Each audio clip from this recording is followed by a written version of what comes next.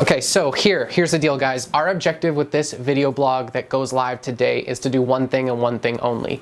I want to share with you our lives. I want to share with you the progress we make every single day towards bringing my dream of building a business to life.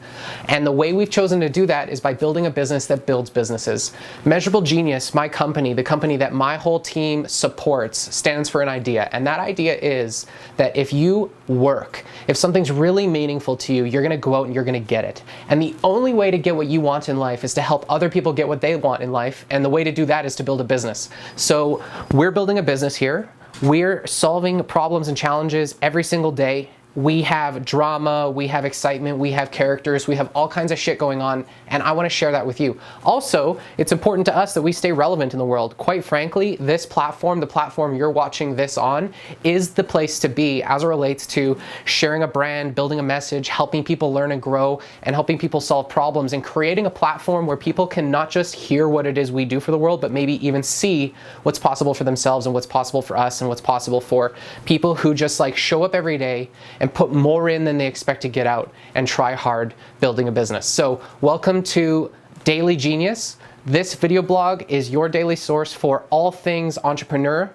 We are going to basically take you on a journey. Our journey here together is going to go from what it looks like to build and run a $1 million company, and we're going to take that ball as far as we can go. Today we're going to go talk to an individual named who, last time I talked to him, runs a company where they refine used oil products into new oil products. So I think they're capturing like food waste and other types of oil. I don't know. We're going to learn more about it today. I'm so hungry. I'm going to have to order food. Bitcoin stripper shenanigans. Oh, he's emailing me. Bitcoin stripper shenanigans. Let's see what he has to say.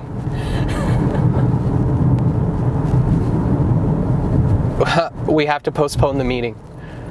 Oh, did just like... Really? Use the right 2 lanes to take the 4 avenues. We're going back to the office. But I have a coupon. Well, then I guess we'll go to Waves on our own, like, and do what? No, we're going to turn around. Whoa, did he... In 600 meters, use the I just said, are you listening? I said southeast west. he emailed me. He's emailing me. I'm looking at an email. Ah, understood. Episode 1, the gang almost has a meeting. We almost go for coffee at Waves Sunset. Almost. People in general have a low value on scheduling. Or maybe it's not that they have a low value on scheduling, but the process of scheduling appears to get in the way. Or people don't pay the process of scheduling enough attention or enough effort and value. Yeah. Because what we find happens over and over again is that when we schedule the first time, we mean it seriously. Like we're very carefully fitting in the time that we know is necessary to move a certain action item forward against hundreds of other priorities that we've determined in our business that we care about, that we triage in a certain way, that we determine are important compared to one another. Like we put a lot of effort into determining what's important. And so then when we schedule, it's firm. And so what happens is I get a lot of times I'll get text messages and emails day of that are like, are we still on for today? And there's like this implication that yes, when I agreed that we were scheduling, I wasn't quite sure. Right. Like people are expecting, because of their own sense of not caring enough about their appointments, or because of their experience with other people who don't care enough about appointments, that appointments aren't something that are serious. And so then what happens is they roll up on the day of the appointment and they look at that appointment and they're like, against my perceived emotional urgency and my perceived impulses and instincts in this moment, and my feelings about myself and my sense of self-worth, and whether I want to do something that's hard or not, and how committed I am to my mission, and whether I know if it's a true priority, or if I just gave in because someone was being persistent and booked a meeting I didn't really want to have to begin with, then things like this happen. It's like, it may be very well that he wants to have a meeting. It just may also be that when he was negotiating that meeting with Jennifer, that he didn't realize the net total value of that meeting against his other priorities that have emerged since, or that he had at the time and he didn't consider. And I just don't get it. Like, I don't get how people don't take their calendar seriously. If you have something important to do in your life, schedule it, make time for it, break it down in action steps that make sense, and then like show up to the thing that's in the calendar. I'm not angry about this meeting, but this happens. This is an epidemic that people don't fucking take their calendars seriously. If you wake up in the morning and you don't have a full schedule of things laid out to do, and you don't have a system that is going to tell you, here's what you should fill your day with, I have news for you. You're making up your life. You're making it up, which means you're doing it emotionally. It's what you want to do. It's what you feel like doing. It's the fun shit. You're fucking cherry picking. If you're waking up in the morning and you don't have a team or a calendar or a predetermined, strategic, teleologically driven calendar of priorities with the most meaningful and important things happening first, and you have the flexibility in your life to just be like, oh, I don't know, I don't feel like doing this thing, then I have news for you. You don't fucking take your mission or your business seriously. That's the truth. I embarked on this path because I really have issues with authority. I find it very challenging to accept something as true without understanding how to take it apart and put it back together again. Obviously, that's pretty generic. That shows up for me according to my values. Where that showed up for me as a young child was with like Lego and K'NEX and stuff that I literally built with my hands. But as I have grown and developed and sort of uncovered who I am through my journey of entrepreneurialism, I have found that what I love to do is take apart someone's vision and put that back together again. Measurable Genius for me is a tool, it's a vehicle that I can use to help unpack what's in people's heads, take apart an entrepreneur's dreams, and then put that back together in a way that it becomes real and translates into measurable action and progress and moving forward with, you know, hiring employees and building a company and establishing process and policy that's going to basically make shit happen in the world. Why did I start this? I don't know. I mean, who knows? I was 12 years old, 10 years old, laying in bed reading books about HTML. I just like to build things, and, you know, the way that I've been able to manufacture the greatest access to building cool shit has been through helping business owners try to, you know, do whatever it is they're doing, sell fireplaces, build houses, service patients, whatever that may be. I mean, those challenges are the challenges that change lives. 17 years later, like I started my first business when I was 12, now I'm 29, almost 30. 17 years later, what I've realized is that my greatest freedom comes when I remove my own choices. Right? When I remove the choice about whether I want to work on my highest priorities or not, if I remove the choice of whether I'm going to exercise or not, if I remove the choice of certain things in my life by building systems and accountabilities and having other people become part of the machine that moves me forward, it's been in eliminating my own choice that I've actually then become more fulfilled and inspired to show up and work every single day, right? I picked business because there's never going to be a shortage of challenges. There's never going to be a shortage of problems here. We're always going to be able to find new cool shit to do for people. And furthermore, there's never going to be a day where I don't have problems of my own that I have the opportunity to work on.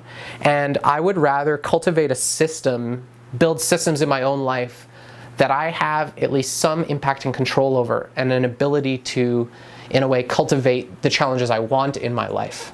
I'm doing that through business. I'm a simple person. If I have Netflix and work and music and my friends and my family, I'm good. I don't need fancy cars. I don't need a big mansion. I just, you know, want to serve my clients and answer my emails and do cool shit. It's just the truth. I think you're a little more upset about this than you let on. I'm not. I'm just fueling.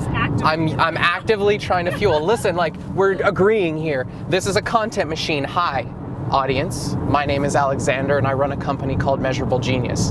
I'm trying to make something of my life.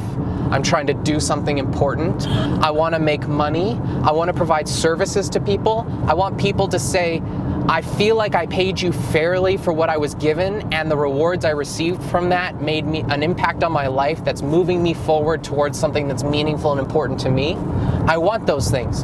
In order to do that shit, I have to fucking figure myself out.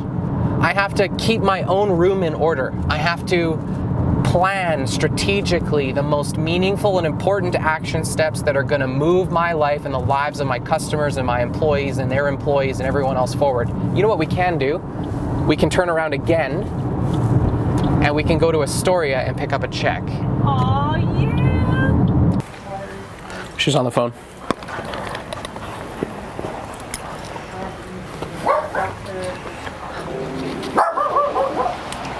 Hey. Yeah, Alex, how you doing? Hi. Hello. Hi. You want to meet my team? Sure. Hi. I don't have to cookie out. Hi. No cookie yet. Is that about to? Look at this dog. Well, we were going to a meeting, but they canceled it like 5 minutes out. So Oh, good, thank you. on film, you're gonna be famous effective immediately. Effective immediately. Amelia, that's that is for you. Thank you. So I am sorry about. Sit down. Quiet. Sit down. I am sorry about the Oh, that's okay. adjustment. Yeah. So I'll have Pat do that tomorrow. Do you want me to give you a call when it's done? Sure. Okay. Yeah, that's fine. Great. Thank you very much. Okay, and we will pick up the Surface Pro on one of these days. Well, it's at the show home in a drawer. At the show home in Yeah. the drawer, never been used. I had no idea. Yeah. Well, and I asked her about it. She was like, well, no, I haven't really used it. And I'm like, well, then bring it back. We can find someone else to use it. That was Yeah. about 3 weeks ago. So, Okay. okay. Thanks. Thanks a lot, you guys. Bye. Thanks. Bye-bye. Bye, Jim.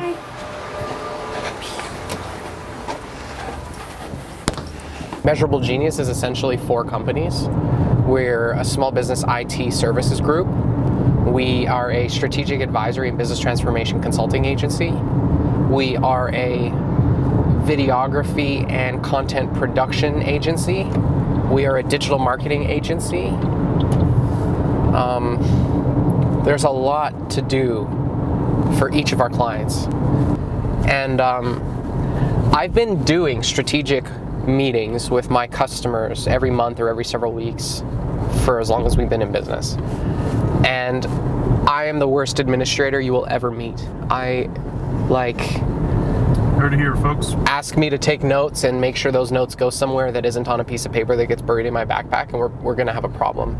So what would happen is I would go to strategic meetings with my clients. We would have a really great strategic conversation. We would identify specific next actions.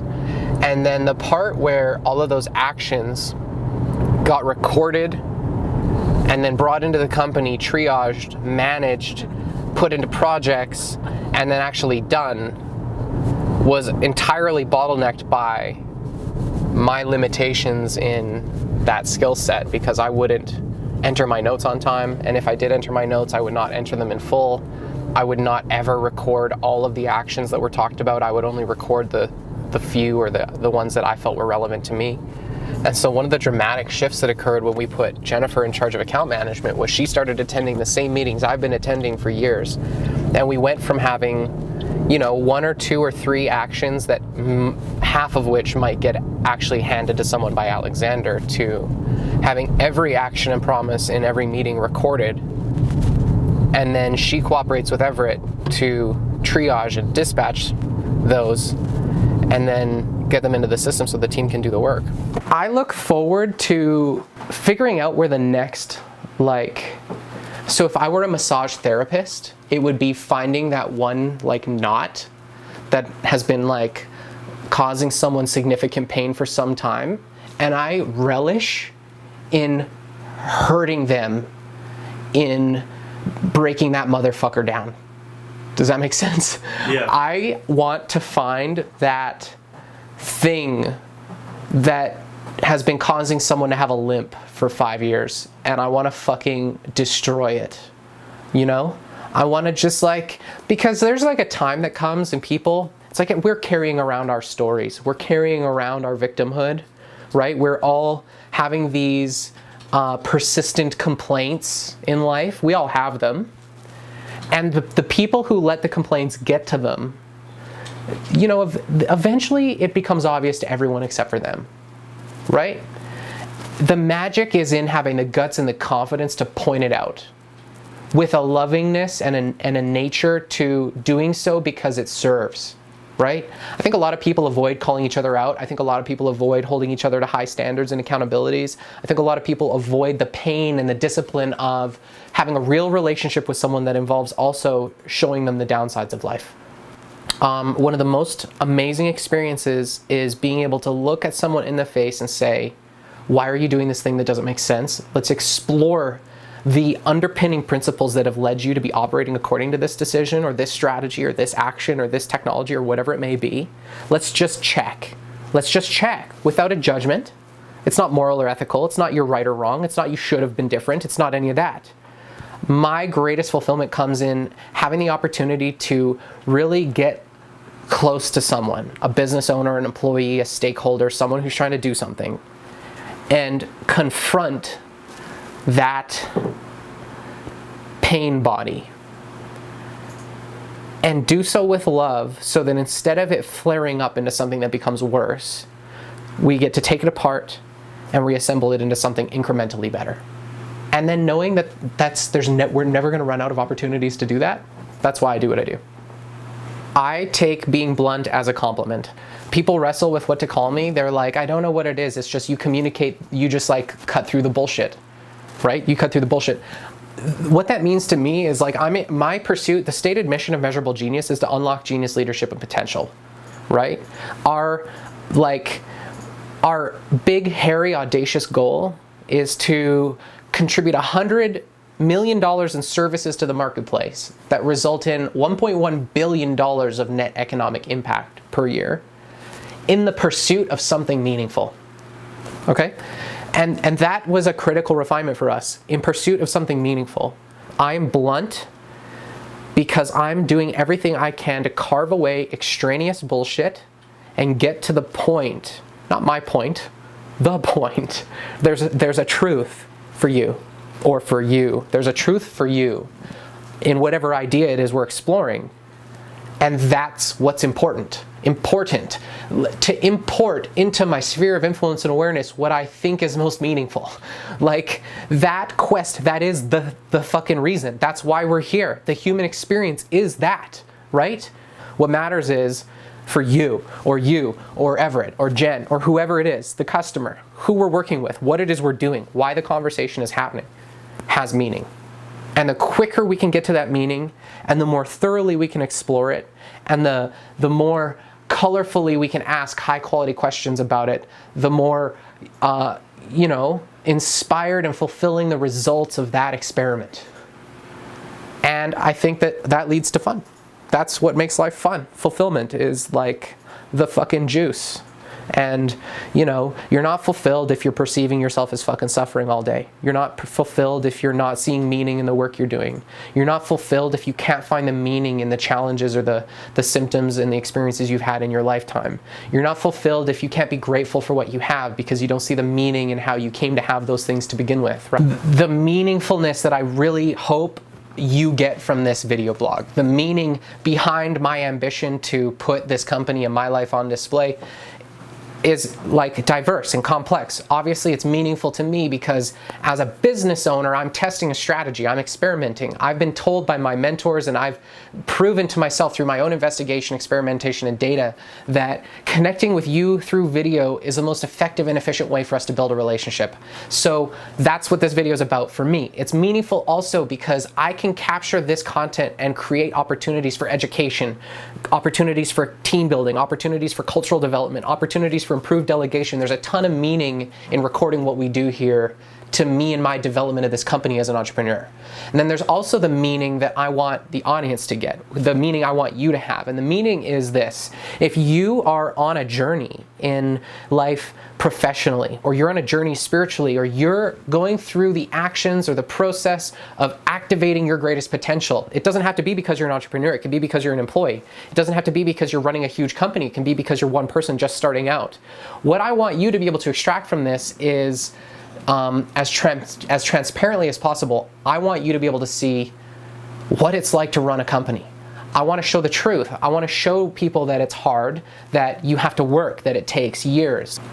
I'm hoping that there are going to be many, many opportunities for the audience, for you guys to see yourselves in me, to see yourselves in my team, to see yourself in my company, and to recreate in your own way our journey. I've learned through my life by modeling. I look out into the world and I see how someone else is doing something that leads them to a greater sense of meaning in their life. I reverse engineer that and I apply it to my own life, and then I help my customers apply it to theirs. And so this experiment, this video blog, the Daily Genius video blog, is about helping you cultivate greater meaning in your life by standing on our shoulders, by taking this content and information and using it as fuel and inspiration. Hopefully we're able to bring some energy to your day when you get to watch this. And furthermore, I'm hoping that by showing you what goes on here and by you being able to transpose that into your own life, your pursuit of meaning, your ability to execute, your ability to take meaningful action, your ability to make progress in your life towards the fulfillment of your dreams is somehow activated in the process. My mission is to activate genius, leadership, and potential. This video blog is a way for me to exponentially multiply our exposure to the marketplace, to give you guys an opportunity to see shit you would otherwise never see, right? We all get to see a business from the outside. You very rarely get to see it from the inside. So you're not going to see everything. We're going to keep financials and certain client meetings, and we're going to learn. There's going to be confidential stuff. But if you have an idea, if you get an insight, if you're in some way inspired or motivated, if you're able to get up tomorrow with a greater clarity around something you're going to do, or how a goal can be tackled more efficiently, or how you can overcome some challenge, I'm hoping that and more happens as a result of you consuming this content. And if it does, I ask you, please comment below the video. Please give us feedback. Tell us what you've learned, ask us questions, give us ideas and suggestions, what you'd love to see in the future.